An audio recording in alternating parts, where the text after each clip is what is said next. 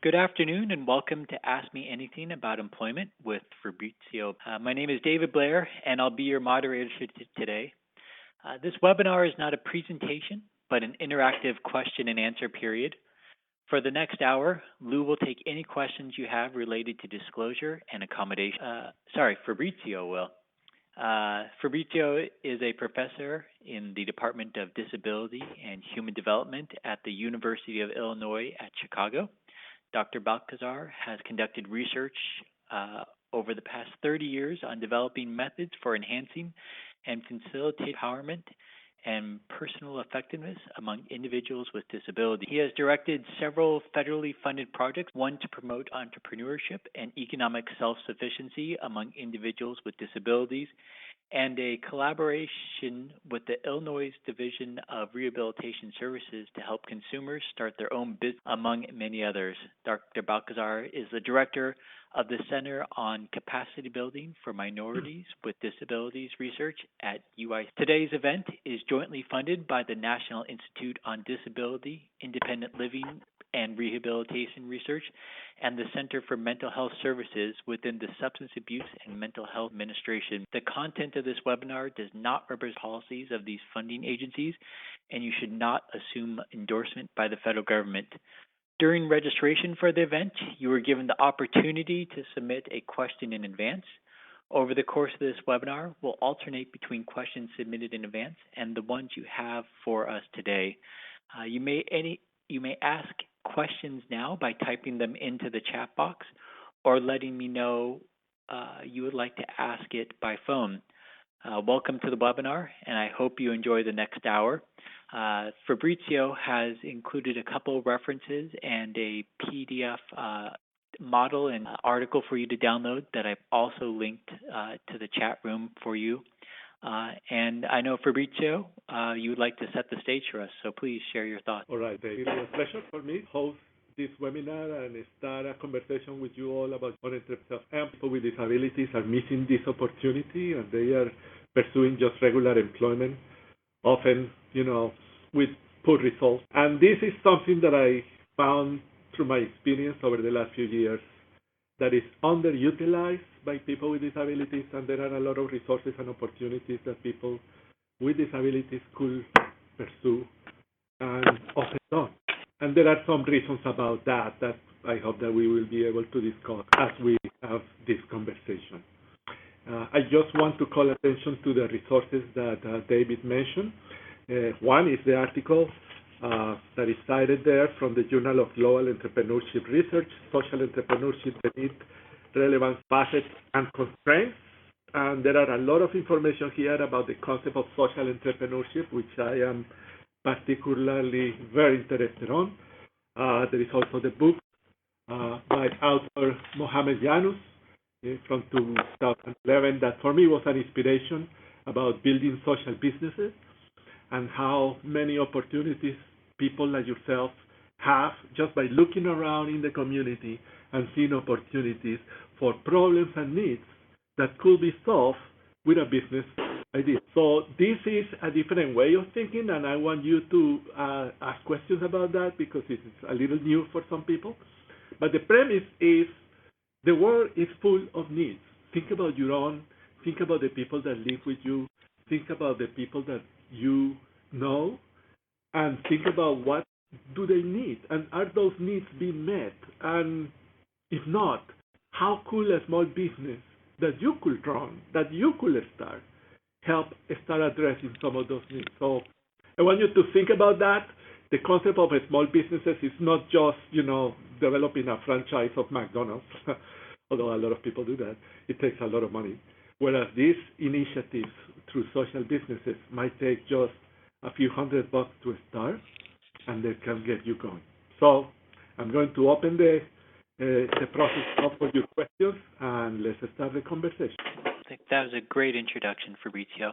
So we'll start with a question from an employment specialist by the name of Ashley, and she asks, how do you suggest assisting individuals with self-employment and the self-imposed barriers created by a fear of failure? The fear of failure is not, and it's not unique to people with disabilities. Everybody has.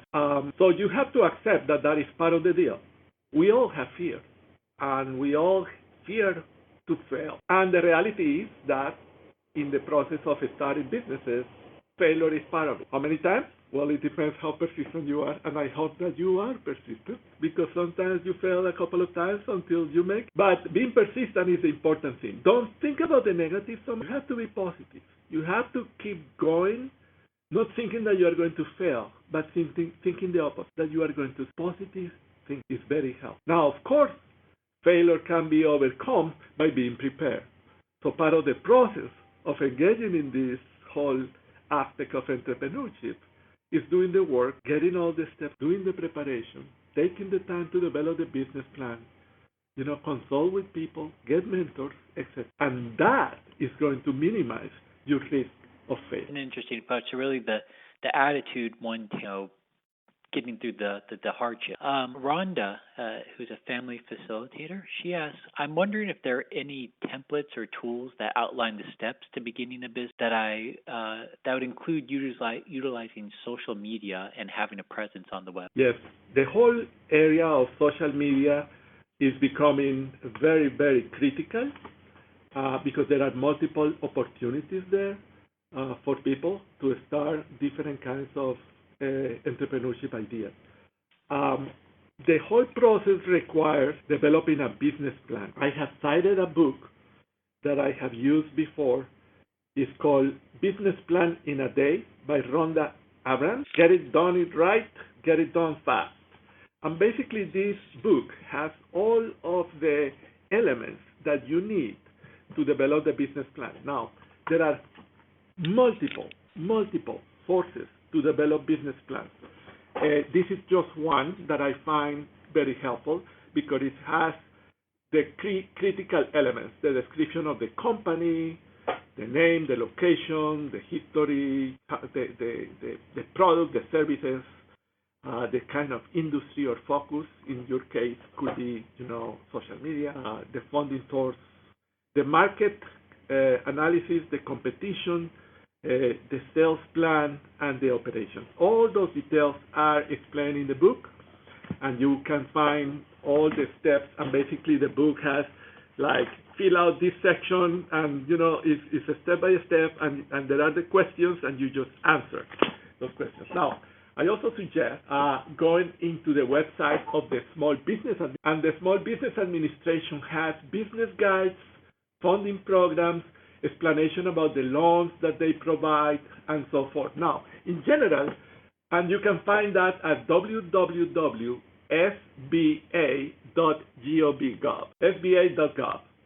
And this site has a lot of information about the planning your business, launching your business, managing your businesses, growing your business, etc. The only problem with this is that they often don't think, although they say it's small, it's not as small as we think. They are talking 50,000, 100,000. For them, that's small. For me, that's big. So you have to consider that. But they do provide support, technical assistance, and consultation. And they are very available and accessible in every state. So you just have to find out where there is the nearest location for you to go and talk to them about. And you mentioned a couple of things. First, that Business Plan in a Day book looks like it's just under $16. So kind of going off of that, the question, Julie asked, when starting a private practice, what are the three most important steps to take? And it says she's a mental health clinician, but I mean, I think just in general, what are the three most important steps one takes when starting? For private practice, well, you have to have, of course, your certification and all this. Right now, there is a growing push for electronic counseling. What this means, you don't need to spend on rent. You don't need to have an office. You just need to have a way to connect with people through the internet. And that is becoming a major source for a lot of people to promote their practice in psychotherapy and counseling. So I will encourage you to think about that. The APA, in the last monitor, American Psychological Association, I was looking at it the other day, and they have an article about this, a whole series of reflections, because this is really taking off. And as a way of starting private practice, this electronic mechanism requires much less investment. Now, of course, that's the how process. The other element that becomes critical is how do you get yourself known to people, and this is a really important part. You have to network, and the networking becomes very important. Who do you know who can make referrals? What can you offer that could make you competitive? What are the needs for the market that you are going to try to target? For instance, if you do it electronically, in rural areas, there is a deficit of providers that are not there. We are all in big cities. So the problem becomes, how could you find and make yourself available and let people know who are located in rural areas that you could do this therapy for them over the internet and become accessible and do this counseling through the web. So these are some of the things that you need to consider. The other is probably that the people that receive your services, if you are good, they are going to give. I have a good friend who has sustained his practice for many, many years. And all it takes for him is to do a good job, because his clients are the ones who are sending people and talking to people and say, oh, talk to my therapist, he's great, here is his number, and it's just a way where things just keep. I'm in a question here, and this one's from Sandra. And Sandra, she's asking, how could I get help qualifying for women-owned business status? And are there any special small business assistant programs for people with mental illness? Great question. I will check there are state policies and guidelines depending on your location about this. You need to register with your state as a women-owned business. And there is paperwork, of course, that you need to fill out. And you need to identify what is your niche, what is your market, what is the type of service that you can provide as a woman-owned business, as a woman owner. So this is a process. You just have to go to your Department of Labor in your particular state and find out what are the forms. And probably there are going to be some fees that you need to register your business in your state. In addition, I will say checking with your small business administration they will be also able to guide you in terms of the process in your own state to get registered and to follow the procedure, get the paperwork and complete that, because obviously this is something that they probably do on regular basis, getting minority individuals, women and so forth, register with their own respect. And I'll ask from Stan, who's an occupational therapist, and he's asked, what are your thoughts about inmates with mental illness preparing for release and acquiring a journeyman's card?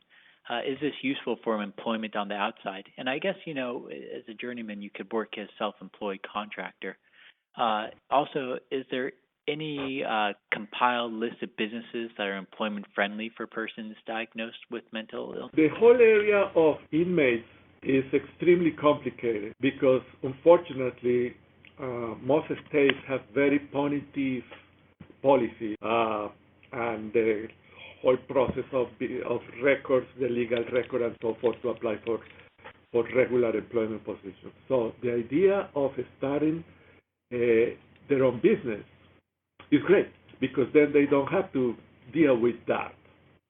I know that there are some models out there, and some of these journeyman occupations require very little investment. For the one part is just getting the tools, and this could be just a matter of several $100s to get the tools that the person might need to do these kinds of things. And then the whole other process will be the market. But in any case, this will require a business plan to identify the niches, to identify the resources, to identify the particular market where the person is going to be located, the needs in that community, and so forth. But as an alternative to the stigma and the challenges that inmates face once they are released to get into regular employment, yes, so self-employment is a great option. What was the last aspect of the question, David? The last aspect was, is there a compiled list of businesses or employers that are friendly to persons with mental health conditions? And that is like a generic, that's moving away from the inmate question, correct? Correct. I am not aware of that list. Have you ever heard about that list, David? You guys that are working in this thing, I never heard of a list. Based on what I know, I don't know of any sort of list like that. I think the thing to do would go to your local provider and their employment support program, and ask their employment specialists. Can you help refer me to employers that are understanding of this, because they've built relations with these people and might be able to point you in the right direction. Correct. Now, David is mentioning the employment provider. I imagine you are referring to vocational rehabilitation services, correct? Correct. Okay, now, this is very important because a lot of people with disabilities do not use the services of the agency that was created to help people with disabilities get jobs. Go figure, David. I don't understand, but it's a reality. A lot of people with disabilities don't use these services. Every state has offices across the whole state of vocational rehabilitation services. And their job is to help you, as a consumer, regardless of your disability, find a job. In some cases, they also will pay for your training, go to your university, vocational school, whatever it is. And sometimes they also have money to start your own business. Yes, they have money, startup capital, to help people with disabilities start their own business. So it's very important that you approach the vocational rehabilitation agency in your state to get help. And yes, they have several vendors and employers and businesses that are open and friendly to people with different types of disabilities. With regards to mental health, you have to understand as a consumer that you have the right not to disclose, according to the Americans with Disabilities Act. So, there are different things that the person needs to examine very carefully. And sometimes it's helpful to have a conversation with the vocational rehabilitation counselor about this, because they can give you a specific advice about the degree of disclosure that you need to make when you approach a regular employer for a job. Now, talking about self-employment, one of the things that the VR counselor is going to ask you is to develop a business plan. So the business plan is always a mandatory requirement, whether you are applying the Small Business Administration, whether you are going to a regular bank for a loan, whether you are going to vocational rehabilitation services. The business plan is a critical element of the process. Now, in some cases, you might be asking for a couple $1,000 just to get the basic equipment to get the operation going. So it all depends. We have here in Chicago, we have a couple of restaurants that the VR funded to two individuals with disabilities that qualified, and their investment was more than $50,000 each. So VR, can go deep or they can go light. It all depends on how good your program is, your experience, your potential for. I just winding back for a second to the question that someone was there we go.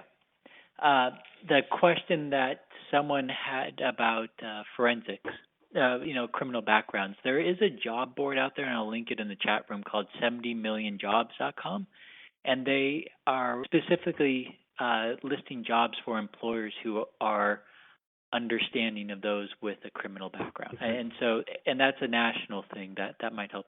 With that said, Karen in the room right now just asks, are there any ideas for a business that leverages many years of therapy and experience managing depression, but not having any counseling degree? All right.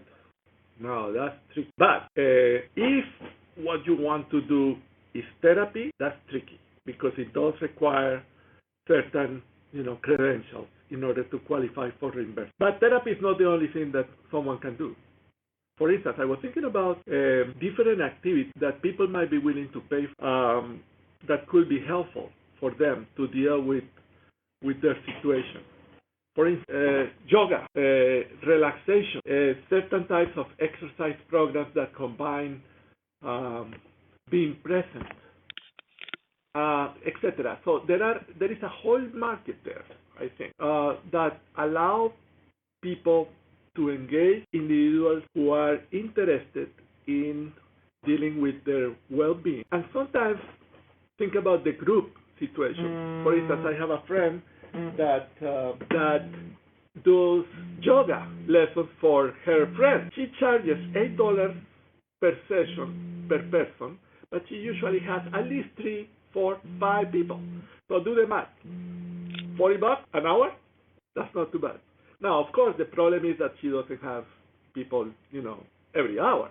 So she's not making the $40 every hour. But it's a way of thinking about, finding niches with the skills that people have in order to start something that could become viable. Your question is a challenge, and you need to be creative in terms of how to focus the services that you can provide without making it necessary a therapy, okay, that will qualify for and that will require certain credentials and certifications and those. So it's a little tricky, but I think if you think about the options and the way you name the services that you can provide and how you identify and market those services, there could be options. So you just need to be. Elise writes in the room, this isn't a question, it's just a comment. They write, all employers should be interested in working with individuals with disabilities. But as he said, link individuals with employment departments at the CMHC at which they are receiving services, or link them with their vocational rehabilitation. And it kind of brings up a point that it's only anecdotal at this point, but talking to family, awareness of surprisingly low. We did a survey of 30 family provider support group, and only 3 of them were aware of the services. That knowledge price. That is, and this is about VR services, vocational rehabilitation. Wow. Yeah. That's shocking, but not surprising. You see, a lot of these things should happen when the kids are in a school and they are in a special ed, and they should be referred. Everybody should be referred to VR, and so they know that VR is there and what can they do for the person. Now, unfortunately, coming back to the initial argument about the employers, unfortunately, there is a great deal of discrimination that's in the business world about people with disabilities of all types, not only mental health. So there is a long way to go. And this is not only in this community, in this society, this is overall. Okay, this is not a unique problem of America. No, I think this is a worldwide problem that people in general have very negative perceptions about disability. And unfortunately, in the business sector, they tend to focus more on the limitations rather than the strengths. So part of the challenge for all of us who are in this area of health and disability is to educate our friends, our neighbors, the people themselves who should become very strong advocates about the importance of educating people about the importance of the strengths of the individuals, not the deficits, but the strengths.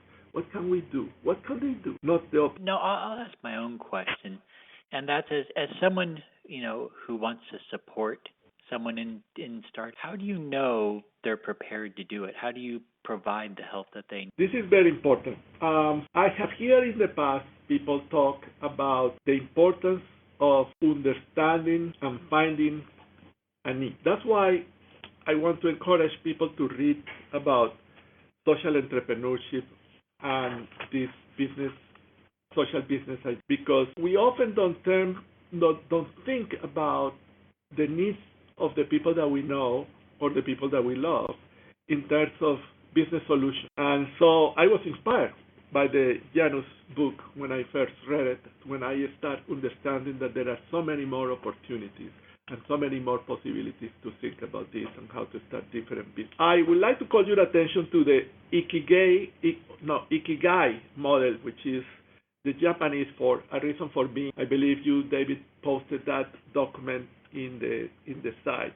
And this has a reference to the different elements that you should consider about yourself as a person, and then apply that to your business idea. You have to understand what are you good at, what you love, what the world needs from you, and what can you be paid for. Because, of course, This is not a freebie. But ideally, this is a way for you to sustain yourself. Now, keep in mind that the social model of businesses and the small businesses that are focused on social issues are not the same concept as regular for-profit business. The businesses that I'm talking about are businesses that are not necessarily created for you to become rich, are created for individuals to fulfill their purpose, to be occupied, and to make enough of a living to find satisfaction in what you have a reason to wake up every morning, something to look forward to do every day. Sometimes, it's not necessarily about the money, but it's about what you do, what you love, your passion, your commitment, your purpose. So, this is a very interesting distinction. This is not necessarily about making money, okay? This is about making a difference in somebody's, could be your friends, your neighbors, the people in your community, regardless. If you find that niche and you can make even a small living out of that, you fulfill your purpose. It's a great opportunity for a lot of people. Does this relate also to the building of Correct. And there is a lot of details on that about some of the elements that people need to follow. For instance, the people need to review their vision and their mission, and in the case of the social businesses, it's socially oriented, establish the risk and the willingness of the organization that you create to do this, the mission outcome of the business, the idea generation, refinement of the idea, incubation, meaning a little pilot where you just try it out even before you get real money, and then after you have tried this, then you develop the actual business plan and put everything together and you take it to full implementation. So this information is in this article and it's very helpful. Let me give you an example. Coming back to the yoga, a lot of people, could benefit from having yoga because it helps deal with anxiety, with nervousness, whatever. If you get trained as a yoga instructor, you could organize a small groups. People can pay you $8, $10, $5, and it gets you going. And the more you do it, the more people are going to enjoy it, and so forth. It becomes a way for you to start something small. In your neighbor, people need to mow the lawns, correct? Who is doing that right now? Is there a possibility that you could start doing it for your neighbors and get charged $10 for doing that, $20? I don't know. You have to find what is it that people need. Who is giving the food for the senior citizens? Who is getting transportation for people in wheelchairs? Do you have a way of getting a car, if you are in a rural area, for instance, that could provide that service? Could you become an Uber driver, etc.? So, there are so many things. I was talking to some kids that are connected here with our department, and I'm trying to get them to create a small business just with friendship to other kids with disabilities, offering them social engagement. Some families might be willing to allow their kids to go out and pay whoever is taking them out, for $10 to take them bowling or fishing or whatever it is that you can find to do that is fun, because sometimes some of these kids are very isolated. They don't go out. They don't have friends. So if you can create a business, if someone can create a business where those friendships are built, see? So you just have to think about what are needs out, what are things that you have experienced that you wish somebody would help you, and perhaps you can think about turning that into a small business. Gail asked something related, and she asked, what businesses have you helped other people start? Yes, so we have quite a few. We have several artists that have written books, do art, and how they become a business is we help them purchase a printing press, a heat press, so you can get t-shirts, you can get hats, you can get cups like this with the art of the artist, and sell these mugs for $5, $10, whatever it is. So we did a lot of that. We also have some kids that started in office down the street that is an agency from VR here in the state of Illinois, and they have a computerized embroidery machine. So the kids were learning how to embroider, and it's computer, so you don't need to, other than putting the threads and the pieces together, it's very straightforward to learn the computer instruction and the computer system. and then the machine does the work. So those are some of the things. There were graph artists that were doing posters for sale.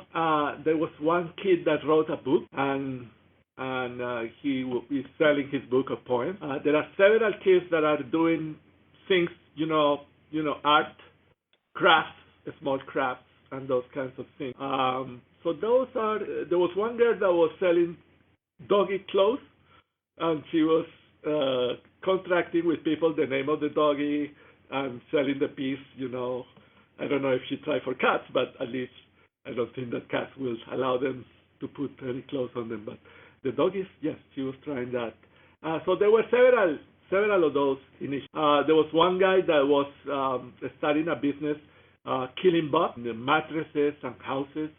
I mentioned the two restaurants. There was one guy that was dealing with supplies for his friends.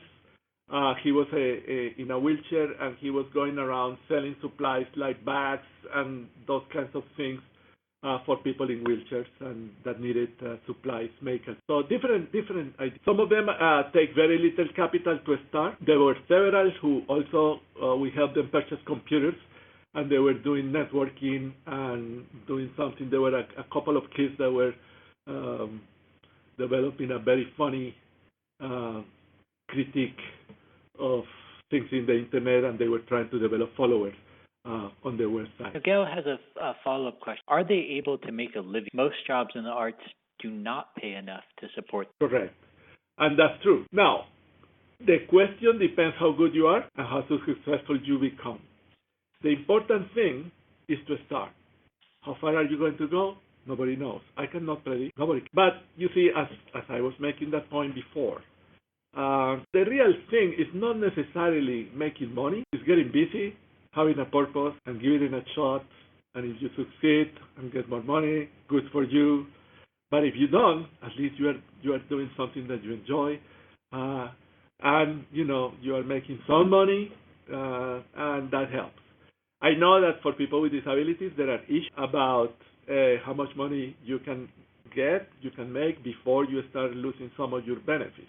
The good news is, and this is very important, that the providers explain this to the individuals, is that the the Social Security Administration has made adjustments in their policies to allow people to make income, and it's gradual. And so it's not that you make $1 and you lose your benefits. No, that's gone. That was never true. But there is a lot of myth out there about, I cannot work because I'm going to lose my insurance, I'm going to lose everything. That's not true. In reality, there is a great need for education of the people about how people can still make money, earn some money, and then there are thresholds that they need to meet in order to, when some of the benefits start being diminished. But, that is another important aspect to consider, which the people need to understand that they are not going to lose their benefits if they start giving it a shot to entrepreneurship. She said, and then Gail says, economic self-sufficiency is very important to people becoming independent. Correct. And again, no one can guarantee how successful any business is going to be. But you have to encourage people to give it a shot. And if they, make a lot of money, nice. If they don't, it's not bad. That's not a failure. In your experience, Fabricio, what's the difference between those who succeed and those who fail, even if just anecdotal? I think that there are a number of elements. Persistence is one. The goodness of the idea. Having a good idea makes a difference. Having good support, having a mentor, for instance, that's very helpful. So it's better if the person is connected with someone.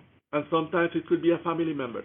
For instance, one of my inspirations was a family member who I met years ago, who helped her son start a recycling business for phones and computers. And they had, cans, like a garbage can, but this is named, with their company and so forth. And people just collect all the stuff in a number of places in the community here in Chicago, in the North Side area.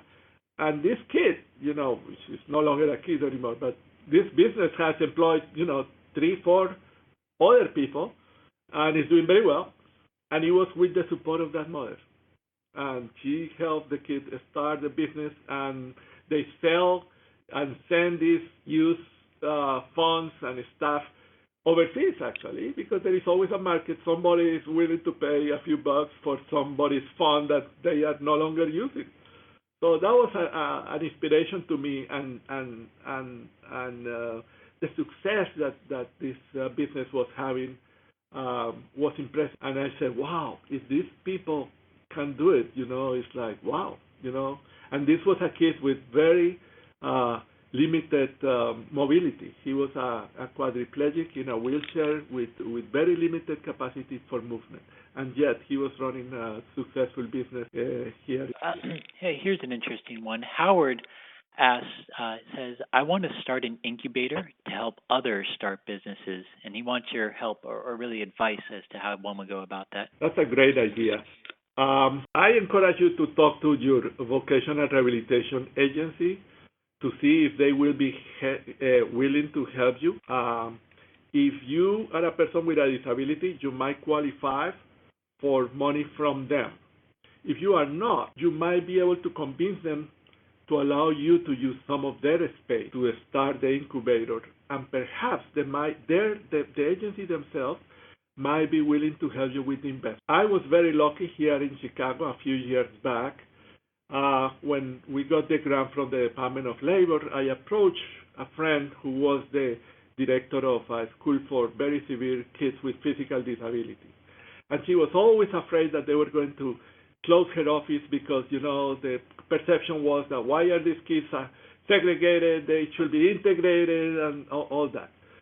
And when we talk about the incubator idea, she said, oh my God, this is going to help me transform myself. And she did, literally. She made a proposal to her bosses in VR in the state, and they recognized that it was a good way of transforming this institution. And the institution became an incubator. So VR sometimes is interested and willing to support. They spend more than $1 million in providing the support staff, the training, and the resources for the incubator to function. So there are ways to pursue this. That doesn't mean that you cannot start in your own house. I have a friend who started a very important school for children with disabilities in her garage in Lima, Peru. And now she runs an institution that serves more than 450 children a year with millions of dollars and, I don't know how many staff, maybe 100. So you never know how far you are going to go with this idea. You may be able and capable of starting your incubator in your living room. Really, it doesn't take much. It just takes a little bit of time and initiative, and then resources to connect the potential entrepreneurs with vocational rehabilitation services and so forth. Your job will be to help them develop the business plans so when they apply to VR, they will be more qualified for getting the services. Now that I mentioned this, I want to indicate something that is very important. Many vocational rehabilitation counselors are great and they really care for the people that they are trying to help. However, there are some that find that these employment and self-employment initiatives are too demanding for them. It's going to take too much time if the person doesn't have external help. So they are not very eager to encourage their clients to pursue this idea. So you will not be surprised that people who are in VR never hear that self-employment is an option for them. So what I'm saying is, one way to help people qualify for vocational rehabilitation services on self-employment is to help them develop the business plan. Because if the person comes with the business plan developed, the VR counselor is far more willing to help and to become engaged and to fund it than if you don't. You see? So an incubator that can help these individuals develop their business plan is a great idea, because then those proposals become much more competitive and more likely to be funded. Rick kind of asked a related question. And what traps do you see people fall into when starting a business? For example, the work from home scams that prey on desperate. Yes. You have to be very careful because there are out there a lot of people that will try to scam you. If they want you to pay them money, that's a trap. So In these cases, you are the one who are starting this thing, nobody else. This is your idea, okay? So you are in control as a person. This is what you are trying to do. So you are not paying anybody else. That's important. Now, I remember somebody years ago telling me that just pursuing a hobby is not good enough. Well, sometimes it is not. For instance, one of the kids from the incubator started selling cakes. He was working with his mother. The mother was a great cook, and between them, they were selling this cake. It's a hobby. Yeah. Can that becomes a business?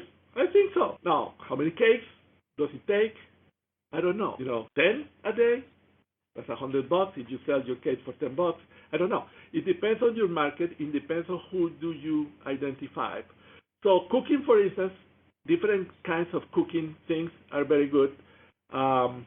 Music is another one. If you are good at music, for instance, we have a couple of kids that started, especially one, a DJ, and we help them purchase the equipment. Parties, they was just DJs for teenagers. I don't know anything about it, but hey, they started their business. They will take the amplifiers and the music and the equipment, and they will start a business just being DJs for parties for teenagers.